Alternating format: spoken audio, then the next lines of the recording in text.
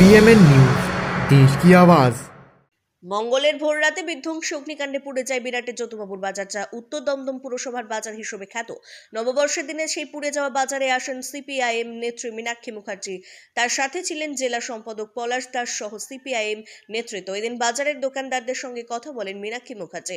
দোকানদারদের সমস্ত দাবি দেওয়ার কথা শোনেন তিনি। পরে তিনি জানান, দোকানদারদের সমস্ত দাবি দেওয়ার সাথে তারা আছেন, তাদের সব রকম সহযোগিতা তারা করবেন বলেও জানান সিপিআইএম নেত্রী। এদিন সিপিআইএম নেত্রী ওই অঞ্চলের ব্যবসায়ীদের সাথে কথা বলেন এবং তাদেরকে তাদের দাবি আলাদা করে লিস্ট করে পৌরসভায় জমা দেওয়ার কথা বলেন এবং সেখানে সিসি ক্যামেরা লাগানো এবং যার যেখানে দোকান ঘর আছে সেই মাপে সেই জায়গাতে দোকান ঘর দেওয়া এবং সব রকম ব্যবসায়ীদের আন্দোলনের দাবি আদায়ের পাশে সিপিআইএম কর্মী নেতৃত্বরা পাশে থাকবে।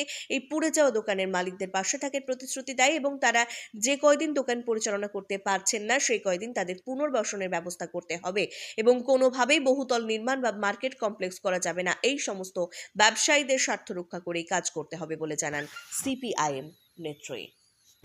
সবার পার্সোনালি কিছু দোকানে ছিল, তারা তো দোকান বেসিস করেছে। না না ঠিক আছে, সবটাই আছে।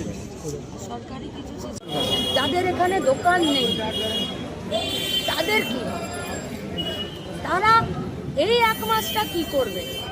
তাহলে তালিকা মানে দোকান, তালিকা মানে দোকানের আকার, তালিকা মানে দোকানে কত মাল ছিল, তালিকা মানে দোকানের ঋণ কত, তালিকা মানে দোকান থেকে আমার সংসার চালানো কত টাকা ইনকাম হতো, তালিকা মানে আমার কাছে যে স্টাফ কাজ করতো তার বেতনটা কী হবে। প্রিন্সিপালিটি এই সব দিকটাতে মানবিক গ্রাউন্ডে কী বলছে এর লিখিত প্রতিশ্রুতি নিন। আপনারা যা দাবি করবেন সিপিআইএম পার্টি আপনাদের সাথে সেই দাবিতেই রাস্তার লড়াই, আপনাদের বাজারের কমিটি সমিতির লড়াই, এই সব লড়াইয়ে আপনারা পাশ ফিরে দেখলেই দেখতে পাবেন আমরা আপনাদের সাথে আছি। আমরা কোনো হুমকি করতে বলছি না, আপনাদেরকে প্রবোধ করছি না, কিন্তু এতগুলো মানুষের পেট বর্তমান আর ভবিষ্যতের কথা।